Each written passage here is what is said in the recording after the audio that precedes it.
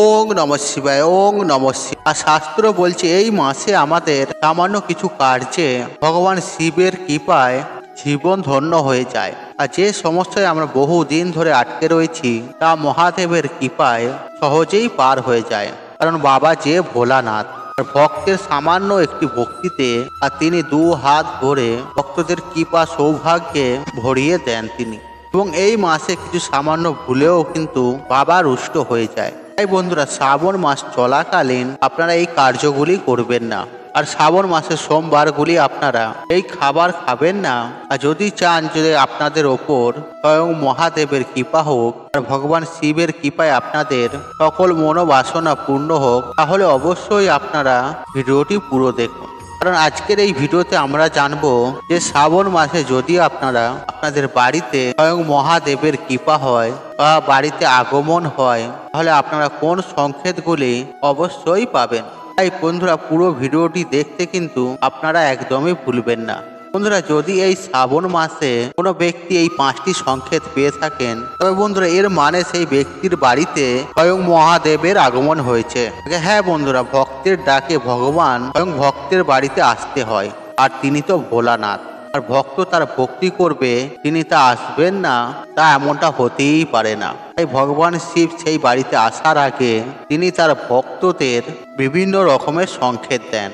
এবং যখন তিনি আপনাদের বাড়িতে আসবে, এই সংকেতগুলি দেখে আপনারা বুঝতে পারবেন যে আপনাদের বাড়িতে স্বয়ং মহাদেবের কৃপা হয়েছে এবং আপনাদের জীবন থেকে এবার সমস্ত রকমের দুঃখের নাশ হবে এবং আপনাদের জীবনে খুশির দিন আসছে। তাই বন্ধুরা, আপনারা মহাদেবের কৃপা প্রাপ্ত করার জন্য একবার কমেন্টে মন থেকে লিখুন হর হর মহাদেব। তবে চলুন বন্ধুরা, এবার আমরা জেনে নিই এই শ্রাবণ মাসে আপনারা কোন সংকেতগুলি দেখে বুঝবেন যে আপনাদের ওপর স্বয়ং মহাদেবের কৃপা হয়েছে কিনা।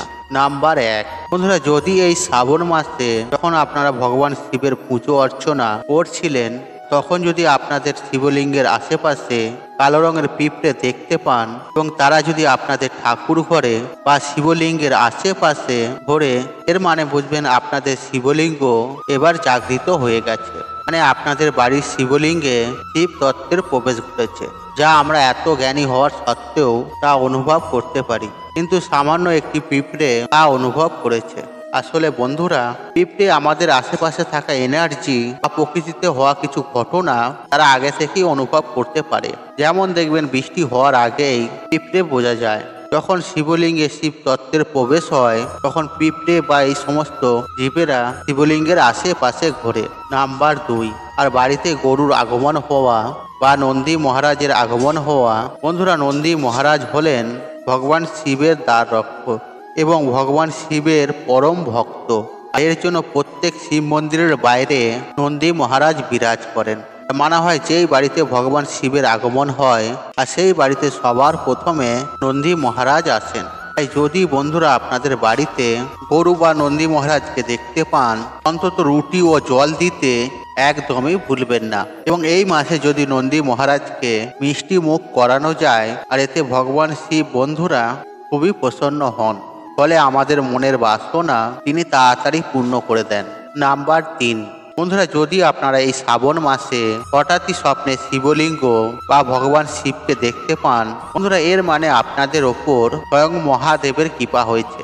কারণ বন্ধুরা, আমরা এতটাই পুণ্যবান নই যে আমরা সাক্ষাৎ ভগবানের দর্শন পাবো। তাই ভগবান তার ভক্তদের প্রথম স্বপ্নেই দর্শন দেন। নাম্বার 4, স্বপ্নে সাপের দর্শন বা যদি আপনাদের বাড়িতে এই সময় কালো রঙের সাপ দেখতে পান, বন্ধুরা মানা হয় এটিও ভগবান শিবেরই কৃপারই লক্ষণ। তাই যদি বন্ধুরা আপনাদের বাড়িতে এই সময় সাপ দেখতে পান, কিন্তু যতটা পারবেন তাদের না মারারই চেষ্টা করবেন। নাম্বার 5, বন্ধুরা, যদি এই মাসে আপনাদের বাড়িতে নীলকণ্ঠ পাখি আসে, ভুলেও কিন্তু বন্ধুরা বাড়ি থেকে তাড়াবেন না। কারণ বন্ধুরা, শাস্ত্রের অনুসার নীলকণ্ঠ ভগবান শিবের খুবই প্রিয়। তাই বাড়িতে নীলকণ্ঠ পাখির আসা ভগবান শিবের আসারই সংকেত দেয়। এছাড়া বন্ধুরা, যদি আপনাদের বাড়িতে এই সময় কর্পূরের গন্ধ পান বা হনুমানজিকে যদি আপনারা স্বপ্নে দেখেন বা যদি আপনাদের বাড়িতে হনুমানজি আসে, এটিও ভগবান শিবের কৃপা পাওয়াই একটি লক্ষণ। কারণ বন্ধুরা, হনুমানজি হচ্ছে স্বয়ং ভগবান শিবেরই অবতার। তাই বন্ধুরা এই শ্রাবণ মাস চলাকালীন কিন্তু আপনারা এই কার্যগুলো ভুলেও করবেন না, এবং এই শ্রাবণ মাসের সোমবারে আপনারা এই খাবারগুলি ভুলেও মুখে তুলবেন না। কারণ যদি চান যে আপনাদের ওপর স্বয়ং মহাদেবের কৃপা বিরাজ করুক আর ভগবান শিবের কৃপায় আপনাদের সকল মনোবাসনা পূর্ণ হোক, তবে বন্ধুরা আজকের এই ভিডিওটি আপনারা অবশ্যই পুরো দেখুন। কারণ বন্ধুরা আপনারা এই ভিডিওতে এমনই কিছু গুরুত্বপূর্ণ কথা আলোচনা করব যা প্রত্যেক মানুষের জানা অত্যন্তই জরুরি।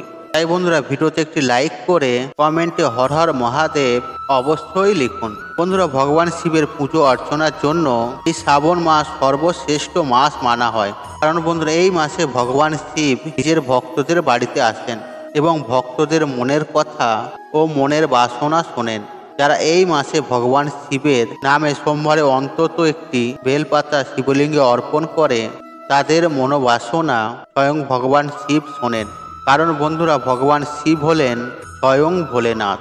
তিনি ভক্তের দেয়া একটি সামান্য বেলপাতাতেই তিনি সন্তুষ্ট হয়ে যান।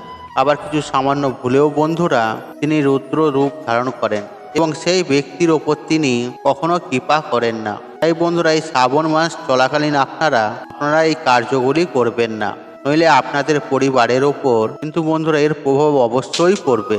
নাম্বার 1, বন্ধুরা এই শ্রাবণ মাস সাধনা ও তপস্যার মাস। তাই বন্ধুরা এই মাসে আপনারা বেশি ভোগ বিলাসিতা করবেন না, আর এই মাসে যতটা আপনারা পারবেন জপ তপ দান পুণ্য মানে বেশি করে পুণ্য আদির কাজ করবেন।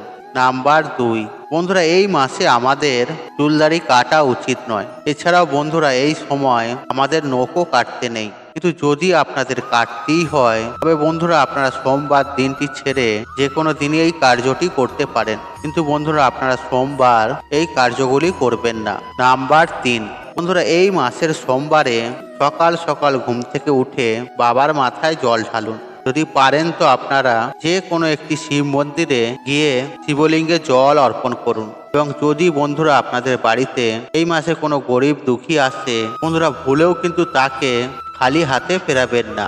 কারণ বন্ধুরা এই মাসে স্বয়ং মহাদেব ভক্তদের বাড়িতে আসে। তাই বন্ধুরা এই মাসে কোনো রকম পশু পাখির গায়ে হাত তুলবেন না, কোনো নারী বা পুরুষকে বিনা কারণে অপমান করবেন না, এবং কি কারো নিন্দাও করবেন না, কাউকে ঠকাবেন না।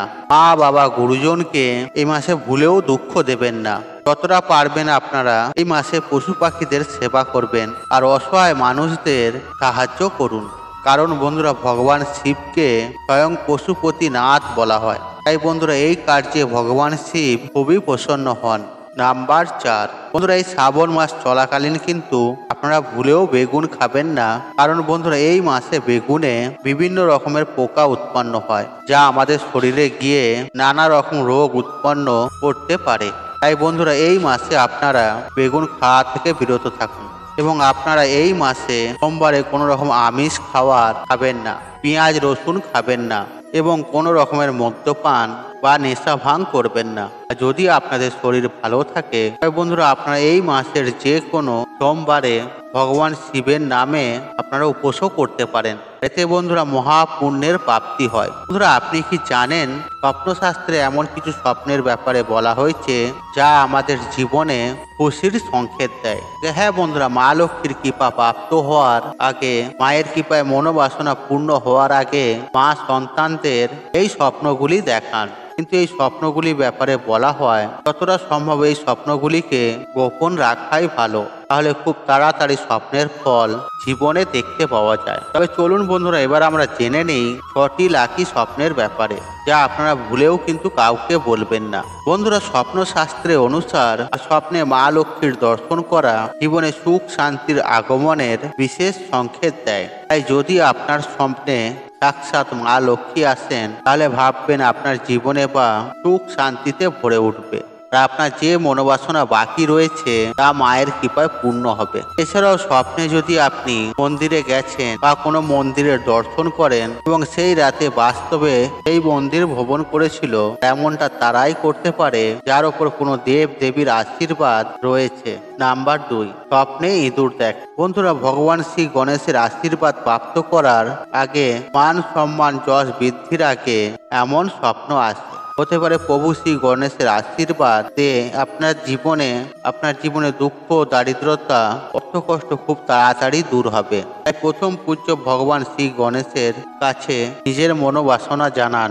নাম্বার 3, কোনো খালি পাত্রের দর্শন করা। বন্ধুরা, স্বপ্ন শাস্ত্রে অনুসার যদি আপনি স্বপ্নে কোনো খালি পাত্র দেখেন আর এটি জীবনে খুশির আগমনের সংকেত দেয়।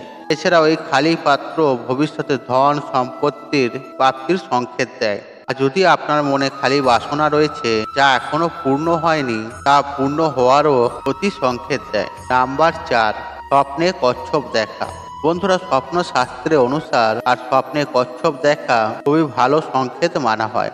বন্ধুরা, সমুদ্র মন্থনের সময় ভগবান বিষ্ণু কচ্ছপ রূপ ধারণ করে পর্বতকে নিজের উপর ধারণ করেছিল। আর যদি আপনার স্বপ্নে কচ্ছপ আসে, তাহলে ভগবান আপনার জীবনে সংকেত দিচ্ছে যে আপনার দুঃখ কষ্ট তাড়াতাড়ি দূর হবে এবং খুশির দিন খুব কাছে রয়েছে আপনার জন্য। নাম্বার 5, আর স্বপ্নে ঝাঁটা দেখা।